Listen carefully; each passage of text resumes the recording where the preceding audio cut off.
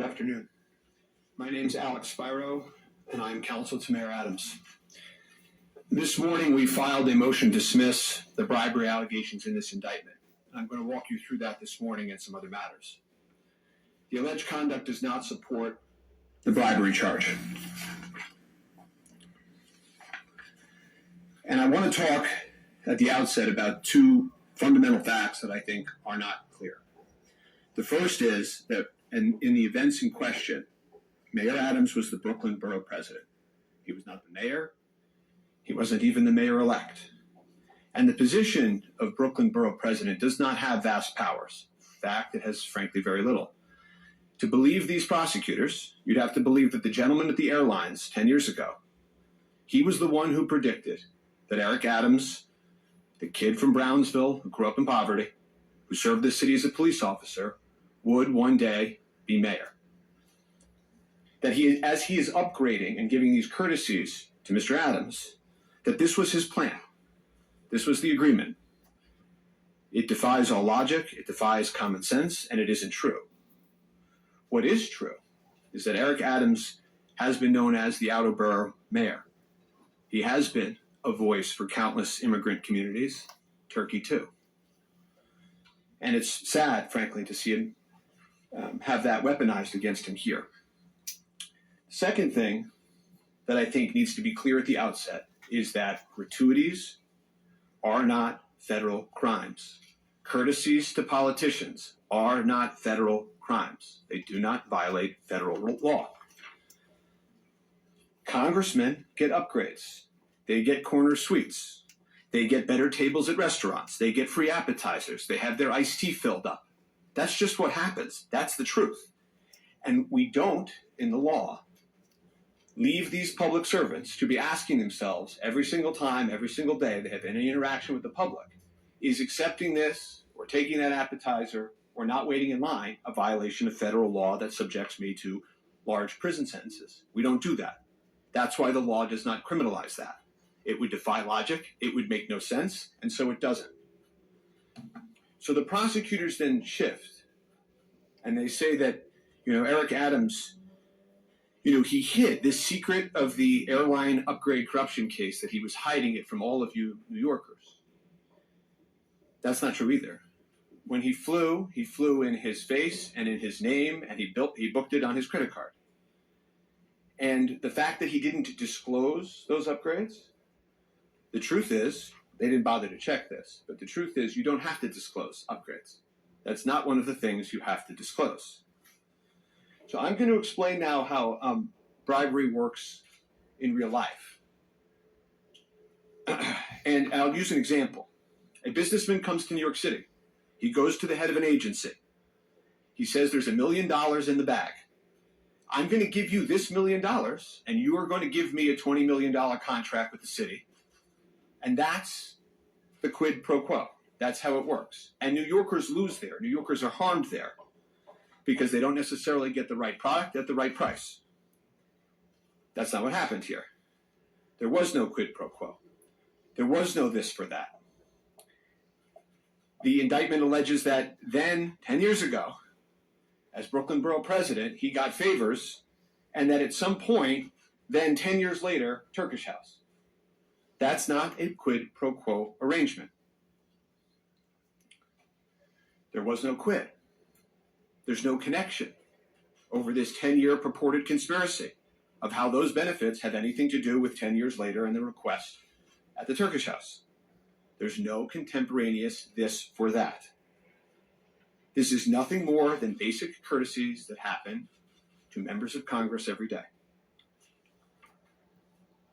There was no probe. Again, the timing and Mayor Adams' then role as Brooklyn Borough President, it makes this clear, right? It just doesn't make any sense. 10 years later, and all of a sudden, it's the Turkish House. It's not even in Brooklyn. When he's getting an upgrade 10 years earlier, they're upgrading him. It's not even in Brooklyn. He's the borough president with very little power in Brooklyn. There's no contemporary exchange, no this for that. And then there's the quo. And what they allege is they can't allege that he actually did it, right? because he's the Brooklyn Borough president. He didn't take any official act. What they say is that, you see, and again, they're reaching, even here, that he pressured, they just use this word, pressured, the FDNY to take any action. But of course, in the very message in question in this case, the key moment of the case, he makes it abundantly clear he's not pressuring them. He says, just let me know if it's possible and I'll manage expectations. It's the opposite of pressure. That's what you say when it's sort of just the same phone call that politicians make in every city in this country every day. Routine activities, setting up meetings, hosting events, calling an official, asking a question, gathering information. This is not sufficient for criminal federal liability. There's no contemporary exchange of this for that. And remember, we're now at the quo. This is the big moment, the official act that you need to bring a federal criminal bribery case. And remember, they told you, that Eric Adams, in the airplane upgrade corruption case, he did things in secret. And you might be asking yourself, how did they get that text message between the Turkish gentleman and Mr. Adams? Might be wondering that. He gave it to them. He turned that over to them. So again, you just have to think about this logically. How could this new system announced for the first time in this indictment, for the first time, how could this possibly work? Every time anyone does anything for a politician, hosts a fundraiser, makes a donation, makes an introduction, gives them more legroom, every single time, they'd have to be walled off from that politician for the rest of time. Walled off. Anytime a constituent calls, the politician would have to ask themselves, well, wait a second, did he ever appear before? Did she ever appear before? Did they ever do anything at all connected to me? They'd have to ask themselves that. That's not how the real world works. That's why this isn't a real case. Yet they bring it against the sitting mayor of New York City. And so we expect the bribery charges to be dismissed on the pending motion. The rest of this case is nothing but a campaign finance case, which isn't to make light of it, but these straw donor issues occur in almost every campaign. They're an issue in all campaigns. They allege in this case that on a few occasions of countless, there were straw donations, meaning that somebody donated through another. But Eric Adams obviously had no idea if that occurred, whether that occurred. And so the remaining allegations in this case rely on the testimony of one staffer. Just think about that. One staffer who has already lied, destroyed evidence, even according to the indictment, destroyed evidence. And you will learn that, as I said in court the other day, we'll find out when the prosecutors decide to tell everybody this, they know she's lying now. They've hidden that from you. The indictment further ignores and distorts exculpatory evidence and ignores the witnesses that have told the government that Eric Adams told all of them, never accept foreign money. He did it in writing. He did it in person. And so there's no evidence that supports the alleged donor fraud either. That is the part of it where they claim, right? They wanted the word fraud in this case. That's why they did that. But they say that some of these donations, right, because they automatically happen, they automatically get matched, that was the fraud.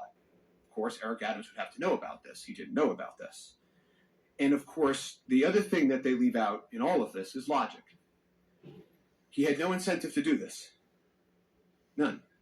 They were going to make more, they had more than they could ever use. They had more than they were allowed to have. There was no incentive. They kept records of everything. Again, no secret. And of course, if you look down on the left, they refunded millions of dollars. Right? It's not a case. The second part of the case, it's not a real case. And so what the prosecutors do is they try to use misdirection. And so they write, the 2021 campaign reaped over 10 million. Wow, that sounds like a really big fraud. Based on the false certifications and the campaign complied with the law. Okay. That's not true either. If you look at what the indictment actually goes on to say, $18,000 worth of contributions they say were accidentally matched. $18,000, not $10 million fraud. $18,000.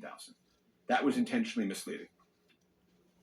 And so at the end of all of this, once the bribery count we expect to be dismissed, is this technical campaign finance violation against Mayor Adams that he did not know about? And again, this happens in campaigns. It's not to make light of it, but it happens. And so after that falls away, the matching donations issue falls away. And without crimes, so does the conspiracy. And that's where this will end. But I want to go back for a second to the beginning, to the night before the indictment. I want to show you what real evidence looks like. I want to show you what's really going on here. See, the prosecutors, having just typed up that indictment, and that's what indictments are. It's lawyers in a room with a computer just typing up what they want to accuse somebody of. That's all that is. It's a piece of paper. And so they're cobbling this together. You can picture them arguing about what to include regarding the upgrades, the leg room, whatever they want to say, a picture of the hotel. And they type it up, and they're just so excited that they had to leak it to the media. These lawyers are in this room, and they have lots of law books and very little real-world experience. And so they leak it to the media. And when they did that, they violated their ethical obligations. Violating grand jury secrecy is a criminal act. And it exposes them to what's really going on here. And when they did that misconduct, that's when the people of New York were let down. There are serious repercussions for leaking grand jury evidence. Very serious repercussions. And I think you're going to see how that plays out in the coming days. And so, what do they do next? They send 12 federal agents to Gracie Mansion. Breaking news. My phone goes off. Breaking news. They're raiding Gracie Mansion. I speak to the agent. I said, what are you all doing at Gracie Mansion? He said, we're just asking the mayor for his cell phone back again. Okay. I guess there was nothing else that those agents could work on in the city, no other crime to help with. They wanted that spectacle. They wanted all of this. And you should ask yourself why they're doing that. Why are they tipping off the media every single time they take somebody's cell phone in this case? Something that happens in every single investigation. Something they'll probably keep doing. Breaking news, like this is some watershed moment in a criminal investigation. It's amateur hour. The reason they're doing it is they want all of this. They want it to be in the tabloids every time. And I think eventually New Yorkers, being New Yorkers, are going to wise up to all of this. But again, they just can't help themselves. And it's worse than that, actually, because they're trying to manipulate and fool and taint all of you. But I have faith, as does the mayor, that New Yorkers will see through this, that New Yorkers are too savvy to be tricked by these games. And so, as they finish their day, they go to their little press conference, the airline corruption case press conference. And federal judges, they call them out about this all the time, spinning for cameras, trying to taint juries all the time. And when you look back at their comments now, just a few days later, you can see what I said then. This isn't a real case. Never was. To go after the sitting mayor of New York City, a city that needs him. That's why I'm standing here. Never held a press conference in my career. Never responded to these little press conferences. But this is different. They have forgotten to tell the people of New York the truth about what is going on here. That's what I'm here to do. But there is a part of their little presser that I wanted to borrow. If you watch the end of it, it's sort of, you can tell they spent a lot of time writing that ending. They're rehearsing it. You can tell. And I wanted to borrow it, if that's okay. And quote from it, you see, because the bringing of this not real case, the hiding that their key witness lied, the leaking of secret grand jury evidence to the press is a grave breach of the public's trust. Public office is a privilege. We allege that prosecutors abuse that privilege. These are laws that are designed to ensure that officials like them serve the people, not the press, not their careers, not their political careers. These are bright line rules, and we allege that the prosecutors violated them again and again for months. That's the reason we're here today. And if anybody has any information about that, they can come forward anytime. So I don't have anything further today. I cannot discuss, obviously, certain facts of this case for obvious reasons. You will see additional updates this week. The case will be in the court's hands. There's a motion to dismiss pending. There will be further filings made this week. And we expect the case to be dismissed, the bribery charges to be dismissed, and further sanctions to come to the government. And so while that's pending, I don't think there will be major case updates. So I wanted to address you all today. I've always believed that the city would then return. The mayor will lead the city, and this city always goes back. And I believe that the truth will eventually come out in that courtroom. That's our system, and that's good enough. So I have time for a few questions, if anybody has questions. Sure. Hi, Emma from the New York Times. Can you speak a little bit more about why you didn't report the travel benefits and why you thought? Okay. Can you speak a little bit more about why he didn't report the travel benefits to the Conflict of Interest Board and why he thought it was appropriate to accept those gifts? Yeah, well, you're not required to disclose them to the Conflict of Interest Board or to any public disclosures. So there's a legal opinion on that issue, whether upgrades and these sorts of courtesies and gratuities have to be, and the legal opinion is they don't. Yes.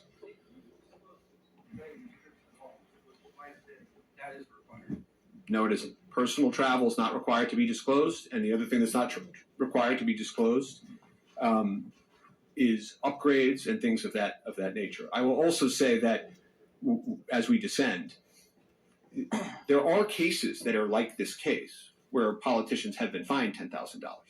There's just never been a case where federal charges were brought on such charges. Disclosed some of his trips to the Conflict of Interest Board. Why did he seek that opinion? It's not required. I'm not going to have time to do 2 or 3 questions for each person. I'll ask you. Yes. Today, you say that the case was based on facts that were provided by an ex-staffer with an axe to grind. I wondered if you could go a little bit further and explain what you mean by that. Well, I think I've said a few times that the case, and I think the government has even alleged in court, and you can read the indictment and piece it together, that this entire case relies on one witness. That's it. Well, you're going to find out. Yes. You went into the bribery and why it's not bribery, and you're moving to dismiss that charge. And then you went over the donations and why it's not $10 million like the prosecution outlined. Why are you not moving to dismiss that charge? And what evidence do you have of the leaks from the prosecutor's office other than the articles in print that you reference? Do you have evidence of those leaks happening? Yes, we do, and you'll find out in the coming days. The second thing I'll tell you to answer your original question is certain claims and allegations in an indictment can be dismissed quickly just based on the papers. Certain things require more evidentiary support and investigation. And so I don't want anybody thinking that I think that part of this case ought to or will survive. But we didn't move to dismiss it, week 1. Yes. Yes. Hi. Good morning. You said the cooperating witness lied. About what?